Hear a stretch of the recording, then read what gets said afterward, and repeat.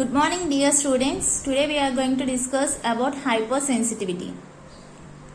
What is meant by hypersensitivity? Hyper means more. Sensitivity means it is showing some sensitization. Means the body will be producing sensitivity towards antigen. Means it will produce hypersensitivity. Means more sensitivity than usual immune response. Means if any antigen enters into the body actually responds to it by showing some immune response. But in case of hypersensitivity, it will be showing some over immune response.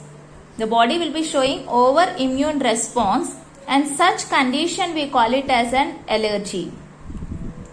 Such type of over immune response we call it as an allergy. And the antigen which is known to cause this type of immune response are called as allergens.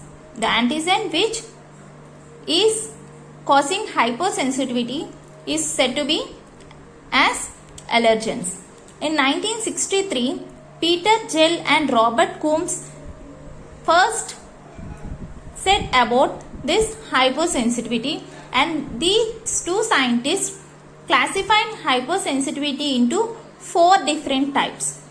Type 1 hypersensitivity, type 2 hypersensitivity, type 3 hypersensitivity, type 4 hypersensitivity. So now we are going to see about these 4 types of hypersensitivity. Type 1 hypersensitivity. This type 1 hypersensitivity is also called as anaphylactic hypersensitivity. This type 1 will be showing immediate immune response. Means the hypersensitivity will be shown immediately after the entry of antigen. Within a few minutes, this immune response is developed by the body. Symptoms of this hypersensitivity depends on the tissue site where antigen is exposed.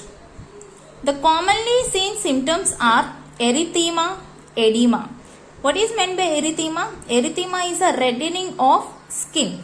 Edema is a soft swelling of tissues. Means here the fluid will be accumulated. Fluid will be accumulated and it swells the tissues. That condition we call it as edema.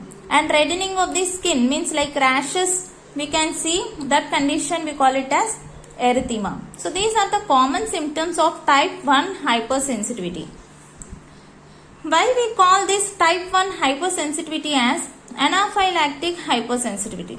Why? Because this type 1 hypersensitivity will be showing over immune response which is called as anaphylaxis. Anaphylaxis may be of systemic or it may be localized. Systemic means it will be showing a common symptoms, whereas localized anaphylaxis will be showing symptoms depending on the site of the antigen entry. This localized anaphylaxis is also said to be atopic allergy. Examples for this localized hypersensitivity is hay fever, allergic rhinitis. In type 1 hypersensitivity, when antigen enters for the first time, B cells will be converted to plasma cells. These plasma cells will be releasing IgE antibodies. So when antigen enters for the first time into the body, B cells will be converted to plasma cells which releases IgE antibodies. And this IgE antibodies takes the help of T cells and it will be binding with the antigen with Fc receptors. This Fc receptors we discussed when we are studying about antibody structure. Yes or no? Fab region and Fc region. So these Fc receptors of this IgE antibodies takes the help of T cells and binds with the antigens, and this binds with the basophils and mast cells and get prepared for the second entry of the antigen. Means these basophils and mast cells will be sensitized and they are ready to fight with the antigen when it enters for the second time. So when the second time the same antigen enters into the body, these cells, that is basophils and mast cells, causes antigen degranulation. Means the antigen will be degranulated, and this degranulation process takes place by releasing some mediators called histamines, leukotrienes, heparin, prostaglandins, proteolytic enzyme. So these are the mediators which are released when antigen undergoes degranulation by the cells, basophils and mast cells. So these mediators finally causes muscle contraction, vasodilation and mucus secretion. Muscle contractions means the contraction of muscles takes place. Vasodilation means the blood vessels will be dilated, means it is opened. Mucus will be secreted. So these are the things takes place when this antigen will be releasing the mediators like histamines, heparin, prostaglandins, proteolytic enzymes. So hypersensitivity type 1 will be called as anaphylactic reactions. Why? Because all these muscle contractions, vasodilations, mucus secretions, we call it as over-immune responses. So this we also call it as anaphylaxis. So this type 1 hypersensitivity is said to be, is also called as anaphylactic hypersensitivity. Coming to the type 2 hypersensitivity. This is also called as cytotoxic hypersensitivity. Why we call this as cytotoxic hypersensitivity? It is toxic to the cells. It is toxic to the host cells. Means when antigen enters into the body produces immune response which destroys or destructs host cells. Means it undergoes lysis of the host cells, and it can also produce some toxic mediators which can destruct host cells. Here in this type 2 hypersensitivity, IgG and IgM Fc regions will bind to the antigens.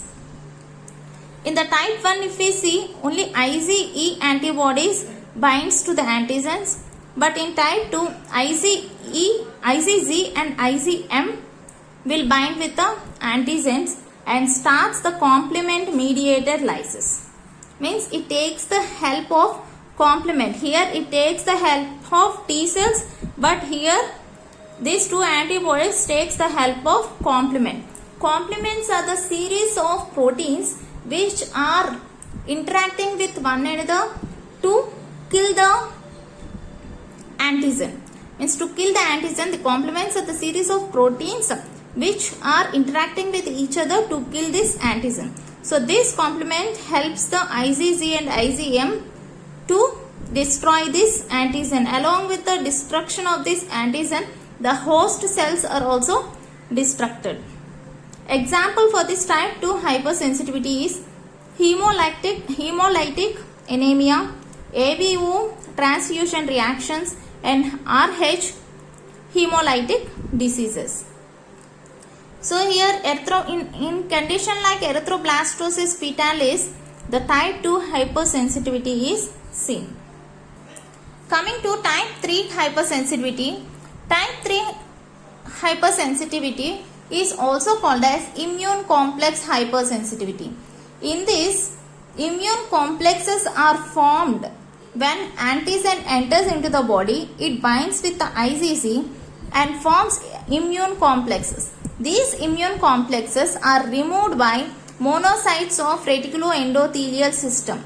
Monocytes of reticuloendothelial system will be removing these immune complexes when antigen binds with the IgG. So this is normally shown as an immune response. So in case of hypersensitivity, these complexes cannot be removed by these monocytes of reticuloendothelial system. So such complexes will be accumulated. Means normally it should be removed by monocytes, but in case of hypersensitivity, these complexes are accumulated in the body or in the tissues, causing the hypersensitivity. This hypersensitivity leads to various diseases. It leads to various diseases in 3 ways. These are the 3 ways where this immune complex hypersensitivity or type 3 sensitivity will be leading to various diseases. First one is either bacterial, viral and protozoans will be causing the accumulation in the tissues and leads to the diseases. In the second condition, autoimmune disease occurs by autoantibodies binding with the self antigens. These antibodies, autoantibodies and self antigens binds with each other, forms immune complexes. These immune complexes leads to diseases. And in third condition, repeated inhalation of allergens. If the person repeatedly inhale the allergens, these allergens will be accumulated in the lungs, forming immune complexes. This leads to some lungs related diseases. So these 3 types of accumulations will be causing type 3 hypersensitivity. So this deposition of these immune complexes may take place in tissues or in skin. If the deposition takes place in the tissues, it leads to the diseases like arthritis, vasculitis, nephritis. If the deposition takes place in the skin, it leads to a typical rashes. This type 3 hypersensitivity is similar to that of type 2 hypersensitivity. Means it is taken up by the mast cells or basophils and undergoes degranulation. So in the same way where we see in the type 2, the degranulation process takes place in the type 3 process also. Coming to the type 4. Type 4 is different from the first 3 types. Means type 1, 2, 3 are of showing immediate immune response. Immediate immune response. But type 4 will be showing some delayed immune response. So this type 4 immune response we call it as delayed hypersensitivity. If we see type 1, 2, 3, these 3 types of hypersensitivities will be releasing antibodies upon antigen entry. But in type 4, these will be producing some cells such as T cells in this type of hypersensitivity. Means when antigen enters into the body, first 3 types of hypersensitivity will be producing antibodies, but type 4 will be producing T cells upon the entry of antigens. So this type 4 hypersensitivity is also called as delayed type hypersensitivity or cell mediated hypersensitivity. Mostly that is T cells. So the T cell are involved in type 4 hypersensitivity. So these T cells which are involving in this type 4 hypersensitivity is also called as TDTH cells. Why? Because T delayed type hypersensitivity cells. So this T cells, once produced after the entry of antigen, migrates into the affected tissue. Means where the antigen will be attached to the tissues, there the T cells will be migrating and it accumulated near the antigens. Means where the antigens are present, there itself the T cells will be accumulated. So this TDTH cells and antigens binds with each other and they proliferate, means they differentiate into many cells and releases lymphokines. If we see in type 2 and type 3, they release some mediators, means toxic substances. But here this T cells combines with the antigens, proliferate, the cells and releases here lymphokines. These lymphokines brings all the lymphocytes, macrophages, basophils to the affected area and tries to kill the antigen. Finally, it destroys the infected tissue. The infected tissue and the antigens are killed in this type 4 hypersensitivity. So, this type 4 will be involving T cells instead of antibodies.